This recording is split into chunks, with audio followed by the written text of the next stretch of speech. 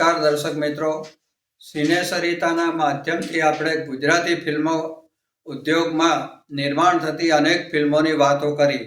પણ અને જેમાં જેમ જેમ આપણે ગુજરાતી ફિલ્મોમાં પણ આપણે દુનિયાનો નિયમ છે કે પરિવર્તન એ દુનિયાનો નિયમ છે. દરેક ક્ષેત્રમાં પરિવર્તન આવતું રહે છે. તે જ રીતે ગુજરાતી ફિલ્મ નિર્માણમાં પણ દિવસે ને દિવસે પરિવર્તન આવતું ગયું છે. 1932માં રજૂ થયેલી ફિલ્મ નરસિંહ મહેતા બોલતી ફિલ્મ હતી. આ પહેલાં ટૂંકી ફિલ્મો બનતી હતી, ત્યારબાદ મૂંગી ફિલ્મો બનવા લાગી અને ત્યારબાદ ધીરે ધીરે તેમાં સંગીતનું પાસું પણ ઉમેરવામાં આવ્યું. આમ ગુજરાતી ફિલ્મ ઉદ્યોગમાં ધીરે ધીરે બદલાવ આવવા લાગ્યો. શરૂઆતમાં ગુજરાતી ફિલ્મો અને કે હિન્દી ફિલ્મો બ્લેક એન્ડ વ્હાઇટમાં બનતી હતી. ત્યારબાદ ઈસ્ટમેન કલરમાં 1971માં જેસલ તોરલ ગુજરાતી ફિલ્મ બની અને ધીરે ધીરે તેમાં નિર્માણ ગુજરાતી ફિલ્મોનું વધવા લાગ્યું. નિર્માણ વધવાની સાથે સાથે ટેકનિકલમાં જોઈએ એટલો સુધારો આવતો હતો નહીં, છતાં પણ ફિલ્મોનું નિર્માણ કાર્ય ખૂબ જ સારી રીતે થતું હતું અને ટેકનિકલી રીતે પણ ખૂબ જ સારી બનતી હતી. પણ ત્યારબાદ ખરેખર ગુજરાતી ફિલ્મોના નિર્માણમાં અને એની ટેકનિકલ બાબતોમાં ધીરે ધીરે બદલાવ આવવા લાગ્યો. 2000ની સાલમાં નિર્માતા IV સોલંકી અને લેખક દિગ્દર્શક જીતેન પુરોહિતે દલડું ચોરાયું ધીરે ધીરે ફિલ્મનું નિર્માણ કર્યું અને આ ફિલ્મમાં તેઓ નવી ટેકનિક લાવ્યા, જેમાં સંગીત ઇકબાલ દરબાર અને સૌ પ્રથમ સિનેમાસ્કોપ ફિલ્મનું નિર્માણ કર્યું. અને આ ફિલ્મના નિર્માણમાં નવી ટેકનિક વિશે જો આજે આપણે એમ જાણીએ તો ફિલ્મના લેખક દિગ્દર્શક જીતેન પુરોહિત પાસેથી આ ફિલ્મમાં શું નવીનતા લાવ્યા એ આપણે સાંભળીએ. થેન્ક યુ વેરી મચ કે તમે મને આજે આ સવાલ પૂછ્યો. ખરેખર હું તમારો ઋણી છું. આજે 25 વર્ષ પૂરા થઈ રહ્યા છે આ ફિલ્મને, એટલે પૂરા નથી થયા, 25મા વર્ષમાં પ્રવેશ થઈ રહ્યો છે, 25th યર. જ્યાં દોસ્તો દલડું ચોરાયું ધીરે ધીરે 25 વર્ષ પૂરા થવાની બાબતમાં તમે આ ઇનિશિયેટિવ લીધો અને તમે મને પૂછી રહ્યા છો આ ફિલ્મનું ખાસ શું.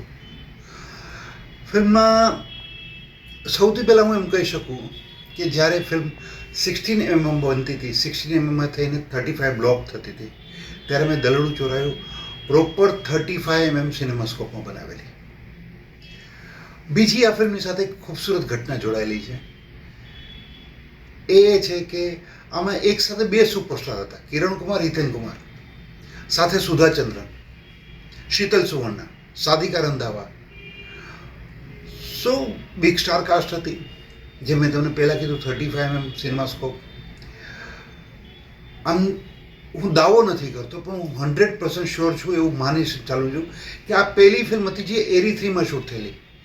એ પીરિયડમાં એરી3માં મોટી મોટી A ગ્રેડની હિન્દી ફિલ્મો શૂટ થતી. આ ફિલ્મ સાથે મારા સંભાળાઓ ઘણા છે. આ ફિલ્મમાં હિતેન હોય કે કિરણભાઈ હોય કે સુધાજી હોય કે શીતલ હોય, સાધિકા હોય, જીતેન્દ્ર ઠક્કર હોય, ભાવિની જાની હોય, જયેન્દ્ર મહેતા, જેમિની ત્રિવેદી, હસમુખ ભાવસાર, બધાએ મને બહુ કોપરેટ કર્યો. આમાં એક બહુ મહત્ત્વની વાત હતી કે આ મારી પહેલી ફિલ્મ હતી. એઝ એ ડિરેક્ટર મેં પહેલી ફિલ્મ ડિરેક્ટ કરેલી અને આ ફિલ્મનું મ્યુઝિક બહુ હિટ હતું. ઇકબાલ દરબાર, ઇસ્માઇલ દરબારના કઝિન, ખેર અત્યારે આ દુનિયામાં નથી, ભગવાન એની આત્માને શાંતિ આપે.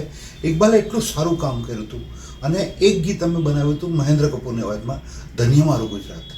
એક સમય એવો હતો કે ગુજરાતનું સ્ટેટનું એન્થમ બની ગયેલું એ ગીત. મહેન્દ્ર કપૂરને બેસ્ટ સિંગરનો એવોર્ડ મળેલો આ ગીત માટે. બહુ સુપર ડુપર હિટ ગીત હતું.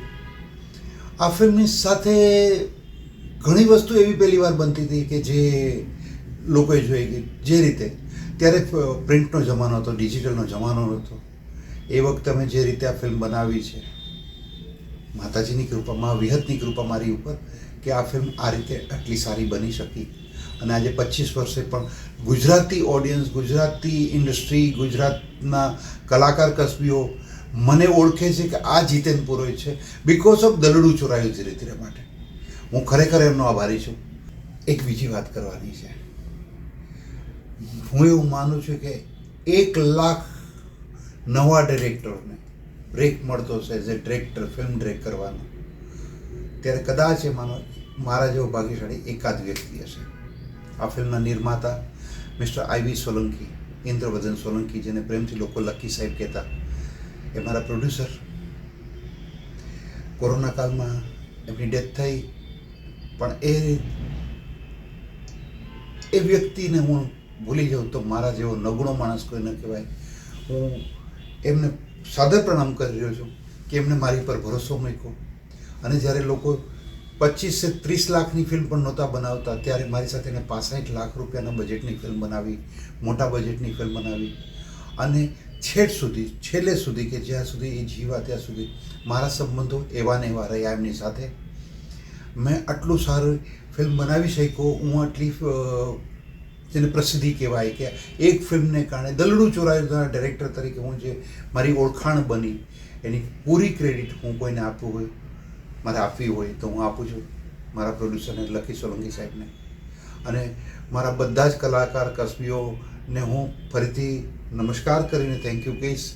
અને સૌથી વધારે ભૂપેન્દ્રભાઈ તમને, કે તમે 25 વર્ષે આ ફિલ્મ વિશે કંઈ કરવા જઈ રહ્યા છો અને તમે યાદ રાખ્યું, તમે મારા જેવા એક નાનકડા ડિરેક્ટરને અત્યારે યાદ રાખ્યો અને તમે મને પૂછ્યું છે, એના માટે ખરેખર દિલથી ધન્યવાદ. હું એટલું જ કહીશ કે હું આજે જે કાંઈ પણ છું, જે કાંઈ પોઝિશનમાં છું, હું મા વિહતને જાણું છું. હું મા વિહતને પ્રણામ કરું છું. ધન્યવાદ, ધન્યવાદ, ધન્યવાદ. મારા ગુજરાતના પ્રેક્ષકોને વિનંતી કરીશ કે ગુજરાતી ફિલ્મ જુઓ. સારી ફિલ્મો આવી રહી છે, સારી ફિલ્મો બની રહી છે, ત્યારે ફિલ્મ જોવાની આદત રાખો મારા ભાઈઓ, મજા આવશે. આપણી ભાષા, આપણું અભિમાન હોય તો જ ફિલ્મો ચાલે. એટલે આટલું જ કહેવાનું, આપણી ભાષાનું માન રાખતા શીખો. Thank you, thank you, thank you very much.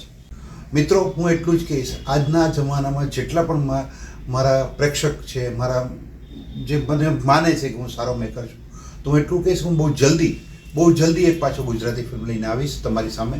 હું આવીશ ખરો, પણ દલડું ચોરાયું ધીરે ધીરે અત્યારે ટાઈમ વિડીયોની યુટ્યુબ ચેનલ ઉપર ચાલી રહી છે. જેને પણ જોઈ તે જોઈ શકો. વિનસ પાસે મ્યુઝિક છે, વિનસે મ્યુઝિકને બહુ સારું પ્રમોશન આપ્યું. આ ફિલ્મમાં બધા ગીતો હિટ હતા. ફરી એકવાર માણજો દલડું ચોરાયું ધીરે ધીરે. Thank you very much. Thank you. લેખક દિગ્દર્શક જીતેન પુરોહિતની નવી ટેકનિક સભર આ ફિલ્મ ને રજૂ થયા આજે 15મી ડિસેમ્બર 25મા વર્ષમાં પ્રવેશ કરે છે અને એને સફળતાના શિખરો સર કર્યા છે. અને ટ્રાન્સ મીડિયા તરફથી આ ફિલ્મને 11 એવોર્ડ પણ મળ્યા છે.